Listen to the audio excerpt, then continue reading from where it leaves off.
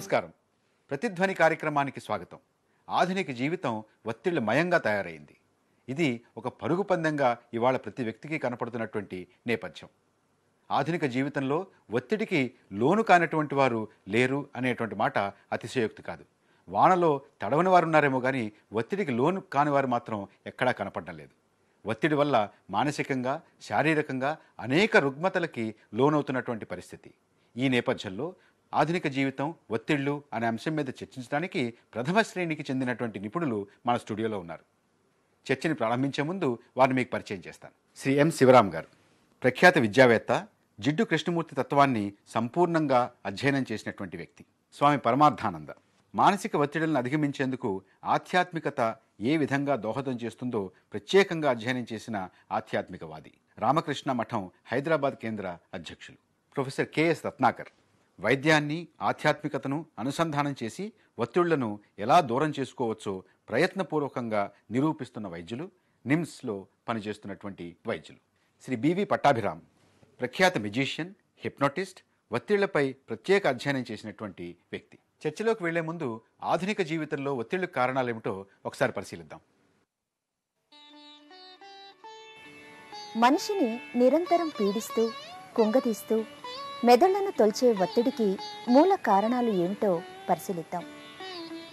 జీవితంలో ఎదురయ్యే వైఫల్యాల మూలంగానూ, సరైన ప్రణాళిక లేకపోవటం వల్లనూ, వివేచన శక్తిని కోల్పోవటం వల్ల, ఇతరులతో నిత్యం పోల్చుకోవటం వల్ల, చుట్టూ ఉండే వ్యక్తులతో సరైన సంబంధాలు లేకపోవటం వల్ల, మొండిగా వ్యవహరించటం వల్ల, చదువుల్లో, ఉద్యోగాల్లో ఎదురుదెబ్బల వల్ల, జీవితంలో ఎదురయ్యే ప్రతి అంశాన్ని విపరీతంగా ఊహించుకోవటం వల్ల, ఆర్థిక ఇబ్బందుల వల్ల, ప్రేమ తాలూకు ఎదురుదెబ్బల వల్ల ప్రధానంగా మనుషులు ఒత్తిడికి లోనవుతున్నట్టు ప్రపంచవ్యాప్తంగా జరిగిన అనేక సర్వేల్లో వెల్లడైంది.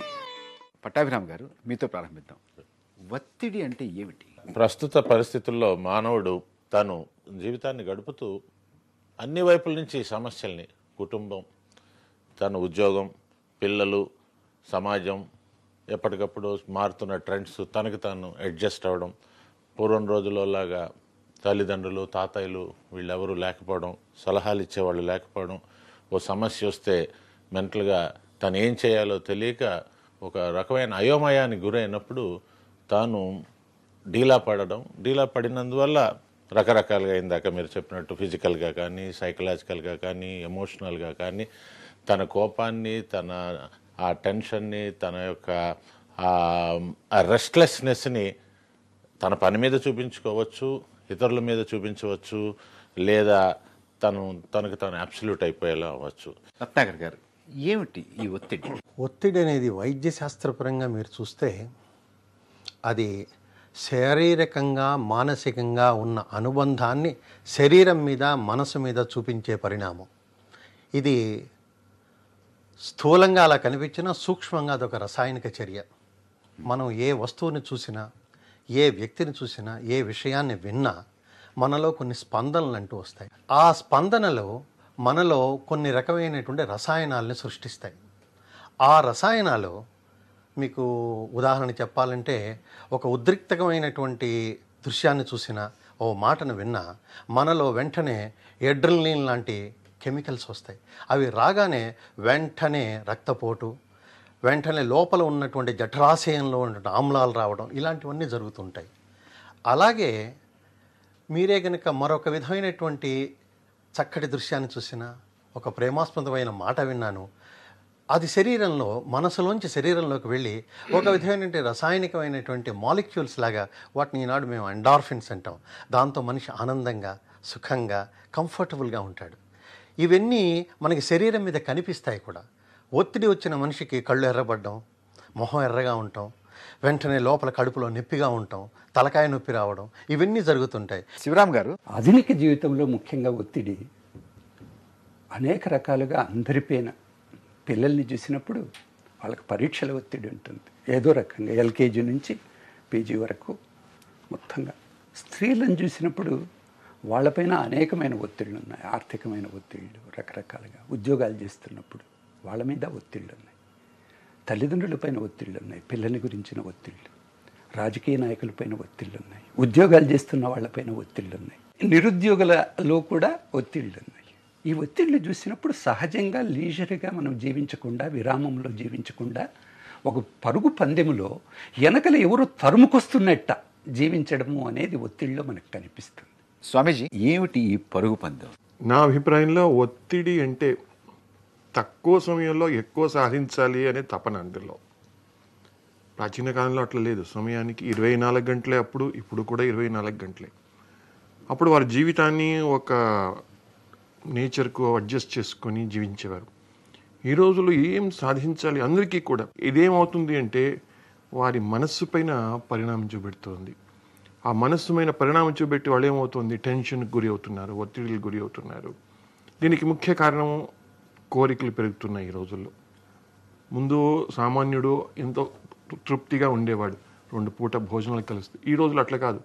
కోరికలు పెరిగి పెరిగి పెరిగి ఏమవుతుంది, దాన్ని పూర్తి చేసుకోవడానికి వాడు ఎక్కువ డబ్బు సంపాదించాలనో, ఏదో ఎక్కువ పని చేయాలనో ఒత్తిడికి గురి అయ్యి, విద్యాభ్యాసంలో కూడా ఇది మనం చూస్తున్నాం ఈరోజు విద్యార్థుల్లో కూడా. ఎందుకంటే వారికి ఏదో నేర్చుకోవాలి అనే తపన కాదు, అలా నేర్చుకుంటే మంచి ఉద్యోగం వస్తుంది, మంచి డబ్బు వస్తుంది, ఇంకా ఎక్కువగా సుఖంగా ఉండొచ్చు. ఈ సుఖం వెంట పరిగెత్తు పరిగెత్తు పరిగెత్తు ఆఖరికి వారికి ఆ సుఖం అనేది ఎక్కడ ఉన్నది అని తెలియకుండా ఈ ఒత్తిడికి గురి అయ్యి వారు ఆఖరికి mental break down. Professor Ratnakar గారు, పరిపూర్ణత లేకపోవడం ఒత్తిడి కారణాల. బెన్సన్ అని హార్వర్డ్ యూనివర్సిటీ ఆయన ఒక చక్కటి ఎక్స్పెరిమెంట్ కూడా చేశారు. ఆయన చాలా చక్కటివి రాశారు కూడా. ఆయన అన్నారు, ఎవరే గనక మెడిటేషన్ చేస్తూ మనసుని ప్రశాంతంగా ఉంచుకున్నారో మనం అనుకునేటువంటి ట్రైగ్లిసరైడ్స్, కొలెస్ట్రాల్స్, ఆ రక్తపోట్లు అన్నీ కిందకు వస్తాయండి. ఇది వారు శాస్త్రంగా చెప్పినప్పుడు మనం ఎందుకు దాన్ని వినియోగించుకోలేకపోతున్నాం చూస్తున్నాం. మనం ఆహారం తగ్గిస్తున్నాం కానీ మానసికంగా ఒత్తిడిని పెంచుకుంటున్నాం. పట్టాభిరామ్ గారు, సంబంధాల్ని ప్రభావితం చేసేటటువంటి ఈ ఒత్తిడిని తగ్గించుకోవాలంటే, ఈ వ్యాధుల్ని నివారించుకోవాలంటే ఏ రకమైనటువంటి జాగ్రత్తలు తీసుకుంటే బాగుంటుంది? ముఖ్యంగా నేను ప్లానింగ్ ఒకటి ఉండాలండి. రెండోది పర్ఫెక్ట్గా టైం మేనేజ్మెంట్ చేసుకోవాలండి. ఈ రెండు చేసుకుని మనం శరీరానికి ఏ విధమైన పోషణని ఇస్తున్నామో మనసుకు కూడా కొన్ని మాంసకృత్తులు ఇవ్వాలండి. మనసుకి ఇచ్చే మాంసకృత్తులే ఈ రిలాక్సేషన్. డేల్ కార్నీ అంటాడు, make your every day A day tight compartment అంటాడు. ఈరోజు నేను సంతోషంగా ఉండాలా లేదా పొద్దునే మిమ్మల్ని మీరు ప్రశ్నించుకోండి అంటాడు. Yes, I want to be happy అన్నప్పుడు సంతోషంగా ఉండాలి. నిన్న అది జరిగింది కదా అని బాధపడద్దు అంటాడు. అతను ఒకటి అంటాడు, hurt is inevitable, suffering is our choice అంటాడు. అయిపోయింది, దాని గురించి ఎందుకు వరి అవుతావు, మళ్ళీ ఈవేళ ఎందుకు తీసుకొస్తావు, మేక్ ఇట్ డే టైట్ అంటాడు. స్వామీజీ, ఆధ్యాత్మికత ఈ ఒత్తిడికి పరిష్కారం. ఉపనిషత్తులో ఒక వాక్యం ఉన్నది, మన ఏవ మనుష్యాణం కారణం బంధమోక్షయో అని. నిజంగా ఆలోచించినట్టయితే మా మనస్సే బంధనానికి మోక్షానికి రెండిటికి కారణం. ఇప్పుడు ఆధ్యాత్మికత అంటే ఏమిటి? నన్ను నేను తెలుసుకోవడం ముఖ్యంగా. ఇప్పుడు నేను ఉంటే సామాన్యంగా నా శరీరము, నా ఇవి అంగాంగాలు, తర్వాత ఇది అనుకుంటామే, కానీ నిజమైన ఒక స్వరూపం అనేది వేరే ఉన్నది. దాన్ని తెలుసుకోవడమే ఆధ్యాత్మికత. వివేకానంద వారి మాటలో చెప్పాలి అంటే, religion is the manifestation of divinity which is already with in you. మనలో ప్రతి ఒక్కరిలో కూడా ఆ దివ్య చైతన్యం అనేది ఉన్నది. దాన్ని తెలుసుకోకుండా మనం ఏం చేస్తున్నాము, బాహ్య పరిగెత్తుకుంటాం. శ్రీరామకృష్ణ పరమహంసలో ఒక ఉదాహరణ ఇచ్చేవారు. ఈ కస్తూరి మృగం అనేది ఉన్నది చూడండి, మస్క్ డియర్ అంటారు. దాని నాభి నుండి మంచి సుగంధ ద్రవ్యం అనేది వెలువడుతూ ఉంటుంది. ఆ వాసన ఎక్కడి నుండి వస్తుంది అని తెలుసుకోవాలని ఆ మృగం పరిగెత్తి పరిగెత్తి పరిగెత్తి అలసిపోయి ఆఖరికి అలసిపోయి ఒకచోట పండుకున్నప్పుడు, అరే ఈ ఒక వాసన నా నాభి నుండే వస్తుంది అనే అనుభవం అప్పుడు కలుగుతుంది. ఆ విధంగా మనము కూడా ఆనందం అక్కడుంది, ఇక్కడుంది, అక్కడుంది అని పరిగెత్తి పరిగెత్తి పరిగి ఆఖరికి చూస్తే ఆనందం నాలోనే ఉన్నది. ఆ ఆనందాన్ని కనుక్కోవడమే నిజమైన ఆధ్యాత్మికత. ఇక్కడ ఆధ్యాత్మికత అంటే కేవలం గుడి గోపురాలకు వెళ్ళడము, పూజ పునస్కారాలు అవన్నీ కాదు, అది వేరు. నిజమైన ఆధ్యాత్మిక అంటే go deeper and deeper with in your self. Pattabhi గారు, మానసిక శారీరక రుగ్మతలను దూరం చేసుకోవడానికి ఏం చేయొచ్చు? మేము మా శిక్షణా కార్యక్రమాల్లో 4 చెప్తామండి. నెంబర్ 1 స్పిరిచువల్ రిలాక్సేషన్, భక్తిపరమైనది. రెండోది ఫిజికల్ రిలాక్సేషన్. ఫిజికల్ రిలాక్సేషన్ అంటే మీరు చేస్తున్న పనిని మీరు ఎంజాయ్ చేయండి. మూడోది ఎమోషనల్ రిలాక్సేషన్ అంటామండి. నేను ఇంటికి వెళ్ళగానే నా పిల్లలతో మాట్లాడడం, నా కూతురు వచ్చి నా చేతిని ఇలా జెంటిల్గా స్క్వీజ్ చేసింది అనుకోండి, నాన్నగారు ఈవేళ ఆఫీస్ విషయాలు ఏంటి అని. ఇది మార్కెట్లో దొరకదండి, ఇది నాకు తగ్గుతుంది. నాకు చివరిగా మెంటల్ రిలాక్సేషన్ అంట. హ్యాన్ సేలే అనే అతను యాక్చువల్గా the man who coined this word stress, అతను ఏమంటాడంటే, డాక్టర్ ఎడ్మండ్ జాకబ్సన్ అనే ఒక సైకాలజిస్టు, అతను చెప్పింది మన శరీరంలో 10 ముఖ్యమైన స్థానాలు ఉన్నాయి. ఈ 10 స్థానాలని మనం ఒక్కసారి గట్టిగా వాటిని వైబ్రేట్ చేసి వదిలేయాలి అంటాడు. ఇక్కడ మజిల్స్ని కదపండి అంటాడు. 10 స్టెప్స్ చెప్పాడండి. ఇది దాని కళ్ళు, ముక్కు, చెవి, నోరు, మెడ, right hand, left hand, chest, abdomen, right leg, left leg, వీటిని ఒక్కసారి గట్టిగా బిగించి వదలడం, గట్టిగా బిగించి వదలడం, ఇలా అనడం, ఇలా ఇలా చేసి 9 10ది మీరు ఈవేళ ఎలా ఉండాలనుకుంటున్నారో ఊహించుకోండి అంటాడు. ఈవేళ నేను పలానా ఇంటర్వ్యూకి వెళ్తున్నాను, ఇంటర్వ్యూకి వెళ్ళినట్టు సెలెక్ట్ అయినట్టు ఊహించుకోండి అంటాడు. యద్భావం తద్భావతి అని, you become what you think about. మీరు ఇలా విజువలైజ్ చేస్తే వెన్ యూ గో దేర్ అంతా మీరు అనుకున్నట్టే జరుగుతుంది. శివరామ్ గారు, ఆసనాలు వేయడం, అలాగే ధ్యానం చేయడం, సత్సంగానికి వెళ్ళడం, ఇటువంటి వాటి వల్ల మన ఒత్తిడిని తగ్గించుకుని పరిపూర్ణమైన ఆరోగ్యంతో ఒక మన జీవనం దృక్పథాన్ని కూడా మార్చుకునేటటువంటి అవకాశం ఉందా? నేను గాయత్రి మంత్రం దిన్నము చేస్తుంటే, గాయత్రి మంత్రం నేను చేయకపోయినప్పుడు నాకు ఒక విధమైన అయ్యో చేయలేదే అనే అపరాధ భావం నాకు వస్తుంది. డైలీ యోగా చేస్తున్నప్పుడు నేను చేయలేకపోతే కొన్ని పరిస్థితుల్లో అయ్యో నేను చేయలేదే అనే భావన కలిగిస్తుంది. అట్లా కాన్ఫ్లిక్ట్కు లోను కావటం కూడా ఒత్తిడికి గురి కావటం. ఇప్పుడు చాలామంది నువ్వు సిగరెట్లు ఎందుకు కాలుస్తున్నావు అంటే ఒత్తిడి వల్ల కాలుస్తున్నాను, అవును. మద్యం ఎందుకు తాగుతున్నావు అంటే ఒత్తిడి వల్ల. పని ఎక్కువైపోయింది. అవును, ఒకవేళ సిగరెట్ కాలిస్తే పని ఎక్కువైపోయింది, పని ఎక్కువైంది, ఇవి చేస్తున్నావు. అవును. పని లేదు కాబట్టి ఇవి చేస్తున్నావు. ఈ రకమైనటువంటి స్వామీజీ, ఒత్తిడి తగ్గించేటటువంటివా, ఒత్తిడి పెంచేటటువంటివా, ఇది మార్గమా? ఎంతవరకు మనము ఈ దేహ ధ్యాస అనేది పెట్టుకుంటామో అంతవరకు ఇవన్నీ ఉంటాయి. దేహానికి ఎప్పుడు ప్రాధాన్యత ఇస్తామో అప్పుడు ఈ ఒత్తిడిలు తగ్గించుకోవడానికి ఒకటి చేస్తాము, మళ్ళీ దాన్ని లేకుండా ఉన్నప్పుడు ఇంకో విధంగా చేస్తాము. కాబట్టి డాక్టర్ గారికి తెలుసు ఆరోగ్యం అంటే ఏమిటి. బాడీ కాన్షియస్నెస్ లేకుండా ఉండడమే ఆరోగ్యం. అలాంగ్ యాజ్ నేను బాడీని గురించి ఆలోచిస్తూ ఉంటే నాకు ఆరోగ్యం బాగలేదు, అయ్యో ఇక్కడ నొప్పి, అక్కడ నొప్పి, బీపీ, అవి ఇవి. సో నిజంగా ఆరోగ్యం అంటే you must not think of body. మన ఇన్స్టిట్యూట్ ఆఫ్ ఎక్సలెన్స్లో వేలాది మంది వస్తున్నారు మెడిటేషన్ నేర్చుకోవడానికి. వాళ్ళు అంటున్నారు వారం రోజులే కండక్ట్ చేసేది, అయిన తర్వాత మాకు ఎంతో హాయిగా అనిపించింది, నౌ వీ అండర్స్టూడ్ లైఫ్ అంటే ఏమిటి అని అంటున్నారు. కాబట్టి ఈ మెడిటేషన్ అనేది ఊరికే ఏదో ఒక వ్యాపార వస్తువుగా మారకుండా అది మనము దేహాన్ని మనస్సును దాటిపోయేట్టుగా చేసినట్టయితే అది it will be a tremendous help. Professor Ratnakar గారు, 30, 40, 50 సంవత్సరాల క్రితం ఇవాళ ఉన్నంత ఒత్తిడి ఉండేది కాదు మనుషుల మీద. మనుషులు మారారా? మనుషుల చుట్టూ ఉన్నటువంటి పరిసరాలు, పరిస్థితులు మారి వాటిలో ఉన్నటువంటి వైరుధ్యాలు ఎక్కువైనందువల్ల మన మీద ఒత్తిడి ఎక్కువగా ఉందా? కోరికలు ఎక్కువైంది కాబట్టి ఈ రోజుల్లో ఒత్తిళ్ళు ఎక్కువ అవుతుంది అనుకుంటాను నేను. సిస్టమ్ కూడా ఏమంటారు డాక్టర్ గారు? వారి ఇప్పుడు మీరన్న వైరుధ్యం కన్నానంటే ప్రతి మనిషి తన యోగ్యతను మించినటువంటి ఆశలు పెంచుకుంటున్నారు. ఒత్తిడికి దూరం కావాలన్నా, ఆరోగ్యంగా ఉండాలన్నా, పరిసరాలను బాగా చూడాలన్నా చిన్న సూత్రం ఏమిటంటే, మనలో 2 భాగాలు మొట్టమొదటి చెప్పుకున్నాం, శరీరము, మనస్సు అని. శరీరము ఉన్న చోట నుంచి కదలనంటుంది, మనస్సు ఎప్పుడూ కదులుతానంటుంది.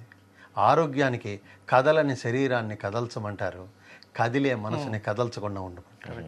ఇది చేసినప్పుడు ఆరోగ్యం మన అరచేతిలో ఉంటుంది. స్వామీజీ, భారతీయ తత్వశాస్త్రం, భారతీయ తత్వ సంపద నుంచి ఏవి మనం తీసుకుంటే మనం ఈ రకమైనటువంటి ఒత్తిడి నుంచి బయటపడి మీరు అన్నట్టుగా ఆనందం తోటి మనం జీవించేటటువంటి? అందుకే మన తత్వశాస్త్రంలో ఇలాంటి ఒత్తిళ్ళు, ప్రక్రియలు ఇవన్నిటి నుండి దూరం ఉండాలి అంటే 4 మార్గాలు చెప్పారు. దాంట్లో ఒకటి చాలా కష్టమైంది అనుకుందాం, వదిలేస్తాం, జ్ఞానయోగం అన్నారు. అది కాకుండా ఈ కర్మయోగం అనేది, భక్తి యోగం అనేది ఉన్నది చూడండి, ఇది అందరూ చేయగలిగింది. మనం ఏం చేస్తున్నాం ఇప్పుడు, ఎప్పుడు మనల్ని గురించి మనం ఆలోచిస్తున్నామే కానీ ఇంకొకరిని గురించి ఆలోచించేవాళ్ళు లేదు. నా దగ్గర కొంతమంది వస్తుంటారు ఈరోజు కొంచెం కౌన్సిలింగ్ కొరకు. వాళ్ళ ప్రాబ్లమ్స్ ఏమిటంటే, అయ్యో నాకు ఈ నొప్పి, ఆ నొప్పి, ఈ నొప్పి, ఈ నొప్పి అంటుంటారు. ఏం చేసేది వారికి? నేను ఒక సలహా ఇస్తాను, సరే మంచిదే, నాకు ఐఎమ్ సారీ ఫర్ ఇట్, ఒక పని చేయండి, ఒక వారం రోజులు ఉస్మానియా హాస్పిటల్కో లేదా గాంధీ హాస్పిటల్కో వెళ్ళి అక్కడ బర్న్ వార్డులో మీరు ఊరికే ఒక రౌండ్ వేసి బాధలు విని రండి, తర్వాత చూద్దాం.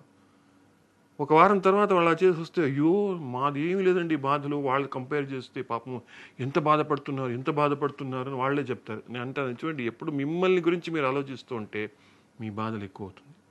వివేకానంద స్వామి మాట అన్నది, they alone live who live for others, the rest are more dead than alive అన్నమాట అన్నారు. కాబట్టి మనము నిజంగా జీవితాన్ని సార్థకం చేసుకోవాలి అంటే మమ్మల్ని గురించి ఆలోచించడం తగ్గించి పరాయి వాళ్ళని గురించి, వారి ఒక మంచిది గురించి ఆలోచిస్తూ ఉంటే that is the best way for piece and happiness. అదే దాన్నే కర్మయోగం అంటాం. ఇంకా భక్తి యోగంలో చూసినట్టయితే ప్రతి ఒక్క జీవిలో కూడా భగవంతుడు ఉన్నాడు అనే దృష్టితో వారిని సేవ చేసినట్టయితే అది కూడా మనకు ఆనందం కలదు. ఇంపార్టెంట్ పాయింట్ అంటే నిన్ను నువ్వు మర్చిపోవాలి అంతే. మనం ఏం చేస్తున్నాం, ఎప్పుడు we're thinking more of our selves than outsiders. Ratnakar garu, నిష్కామ కర్మ అనేటటువంటి భారతీయ దృక్పథం అది ఈ ఒత్తిడిని తగ్గించడానికి ఉపయోగపడేటటువంటి మార్గం. నిష్కామ కర్మ కన్నా కర్మ ఫలత్యాగం అనేది ఇదే కర్మయోగం అంటారు. అంతేకాని ఎందుకంటే ఏదో ఒక అంటే కామం అనే దృష్టిలో మీరు తీసుకున్నట్లయితే తన స్వార్థం కొంచెం చేసిన కర్మ ఎప్పుడూ అది సమస్య అవుతుంది. కాకుండా అది నా యొక్క కర్తవ్యం అనుకున్నట్లయితే ఆ వచ్చిన ఫలితం కూడాను మనిషికి సమస్య కాదు. మనకేమవుతుందంటే ముందు ఫలితాన్ని ఆలోచించి ఆ కర్మ చేయడం మొదలు పెడితే అప్పుడే స్ట్రెస్ మొదలవుతుంది. కానీ ఫలితం చాలా వరకు మనమే కనుక చూసేట్లయితే మన స్కిల్తో పాటు ఫలితం ఉంటుంది, కానీ ముందు ఫలితాన్ని ఆలోచిస్తే స్కిల్లే కిల్ అవుతుంది. శివరామ్ గారు, సమిష్టి పరంగా ఏం చేయవచ్చు? గ్రేట్ క్రియేటివిటీ ఏదైతే సృజనాత్మకత, గొప్ప పెయింటింగ్ కానీ గొప్ప రచన కానీ ఏది మీరు చూసినా అవన్నీ కూడా ఏ ఒత్తిడి లేని ప్రశాంతత స్థితిలో నుంచినే పుట్టుకొని వచ్చింది. గొప్ప డిస్కవరీస్ సార్ సైన్స్లో పుట్టినవన్నీ కూడా వాళ్ళు లీజర్గా ప్యాసినేట్గా చేసుకుంటూ పోయారు, జీవిస్తూ పోయారు. అక్కడి నుంచి గొప్ప పొయిట్రీ పుట్టింది, కావ్యం పుట్టింది, గొప్ప సైన్స్ డిస్కవరీ పుట్టింది, గొప్ప పెయింటింగ్ పికాసో పెయింటింగ్ పుట్టింది, మైకలేంజలో గొప్ప శిల్పం పుట్టింది. మనం సెల్ఫ్ అనేదాన్ని మనం ఎప్పుడైతే గమనించుకొని సెల్ఫ్ని రద్దుపరుచుకుంటామో అప్పుడు సమిష్టితో ఏకమవుతుంది. స్వామీజీ, సమిష్టిలో ఒత్తిడి లేకుండా మనం ఏం చేయాలి? సమాజం అంటే ఏమిటి? ఏ కలెక్టివ్ గ్రూప్. 10 మంది మారామనుకుంటే అప్పుడు ఆ సమాజంలో కొంత మార్పు వచ్చేస్తుంది, ప్రభావం ఉండే ఉంటుంది. ఆ విధంగా చేయాలి. కానీ ఒక లా పాస్ చేసి అందరూ మారాలి, ఇది చేయాలి అంటే లా can never make man moral. Ratnakar గారు, మనిషిలో చాలా వరకు కంపారిజన్స్, కండిషనింగ్, క్రిటిసిజము, ఈ విధమైనటువంటి వ్యతిరేక ఆలోచనలే కనుక మానేసి ఇప్పుడు జపాన్ దేశం తీసుకోండి, భారతదేశంలో ఇంకా ఉన్నాయని కొన్ని సంస్థలు ఉన్నాయి. ప్రతి సంస్థలో అక్కడ ఉన్నటువంటి ఉద్యోగులందరికీ మధ్యాహ్నమో సాయంకాలమో వాళ్ళందరూ రిలాక్స్ అయ్యేందుకు కొన్ని వ్యవస్థలు, కొన్ని సౌకర్యాలు కల్పించారు. దేనికి చేశారంటారు? అంతా ఒక మెడిటేషన్ సెంటర్, ఒక లైబ్రరీ, ఒక సాంగ్స్, మ్యూజిక్, ఒక లైబ్రరీ, ఇవన్నీ ఎందుకు పెట్టారు అంటే అరే మీ యొక్క ఒత్తిళ్ళన్నీ ఈ మార్గంగా మీరు తీర్చుకోండి, లేకుండా ఉండండి అనేటువంటి పద్ధతిలో చేశారు. అంటే సమాజానికి కూడా మనుషులకి ఒత్తిడి లేకుండా చేయవలసిన బాధ్యత ప్రభుత్వం అనండి, సంస్థలనండి, ఏమన్నానండి ఈనాడు ఎందుకు పెడుతున్నాయంటారు? కొంత చక్కటి మ్యూజిక్స్ అవన్నీ చాలా వాటిలో వర్కింగ్ ప్లేసెస్లో మ్యూజిక్ ఉంటుందండి. మీరు చాలా దేశాలు చూస్తుంటారు, అమెరికాలో నేను ఎన్నో చోట్ల చూశాను, మ్యూజిక్ పెడతారు. ఎందుకంటే ఆ చేసే పనిలో నువ్వు ఆనందంగా రిలాక్స్గా చేయని. అలాగే చక్కటి ప్లే గ్రౌండ్స్ పెడతారు. ఇవన్నీ ఎందుకు పెడతారు అంటే మనిషి శరీరానికి, మనసుకి ఉల్లాసం కలిగజేయాలని. అది ఒక విధంగా మీరు సమిష్టి యొక్క ఒత్తిడి పోవాలి అంటే కాస్త సమిష్టి బాధ్యత కూడా ఉంటుంది. పట్టాభిరామ్ గారు, సమిష్టి నిర్ణయించేటటువంటి జీవన శైలిలో జీవన విలువల్ని అందులో పొందుపరిచేటటువంటి ప్రయత్నం ఎట్లా చేస్తే బాగుంటుంది? 3 విషయాలు ఉన్నాయండి. నా వైఖరి నేను మార్చుకోవాలి. నన్ను ఒక మనిషి నాకు ఒక కష్టం కలిగించారు, రోజు అతని గురించి తలుచుకుని నేను బాధపడ్డం కన్నా I cannot forget but I can forgive him. వదిలేస్తాను. అతని నుంచి సంస్కారం ఎక్స్పెక్ట్ చేయడం నా తప్పు అని అనుకున్నాను అనుకోండి, నేను అతని గురించి ఆలోచించాను. ఇంకా నేను కొంత బరువును తగ్గించాను. So change your attitude, change your life style. So నా లైఫ్ స్టైల్లో కూడా నేను కొన్ని ఫాల్టీ మెథడ్స్ మీద నేను డిపెండ్ అవ్వడం, నాలో వ్యక్తిగతంగా ఒక రకమైన క్రమశిక్షణ లేకపోవడం, పొద్దున్న సరిగ్గా లేకపోవడం, నేను కొంత టైం నా మనసు కోసం నేను కేంద్రీకరించలేకపోవడం, లేకపోతే నా మాట్లాడే పద్ధతిలో కానీ వీటిల్లో నా యొక్క లైఫ్ స్టైల్లో నేను ఎలా ఉన్నాను. 3వది నా బిహేవియర్ విత్ అదర్స్.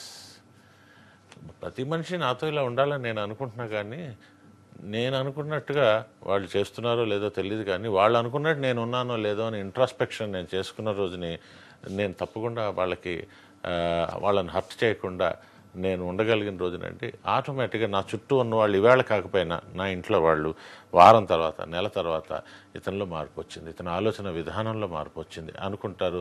తద్వారా అలా సమాజంలో స్ప్రెడ్ అవుతుందండి. ఆధునిక జీవితంలో వ్యక్తి మీద, సమాజం మీద ఒత్తిడి అనేటువంటిది చాలా దుష్ప్రభావాన్ని చూపిస్తోన్నది. ఇది నిశ్శబ్దంగా ఒక మహమ్మారిలాగా ఆధునిక సమాజంలో మారింది. ఒత్తిడికి లోను కానటువంటి వ్యక్తి, ఒత్తిడికి లోను కానటువంటి సమాజం, ఒత్తిడికి లోను కానటువంటి కుటుంబం నిర్మించుకోవడం మన లక్ష్యం. అప్పుడే వ్యక్తి, సమాజం కూడా ఆరోగ్యవంతంగా, నిర్మాణాత్మకంగా ఉండేటటువంటి అవకాశం ఉంది. ఆధునిక జీవితం, ఒత్తిళ్లు అనేటువంటి అంశం మీద చర్చని ఇంతటితో ముగిద్దాం. రేపు మరొక ముఖ్యమైనటువంటి అంశం మీద చర్చతోటి ప్రతిధ్వని కార్యక్రమం మీ ముందుకు వస్తుంది. నమస్కారం.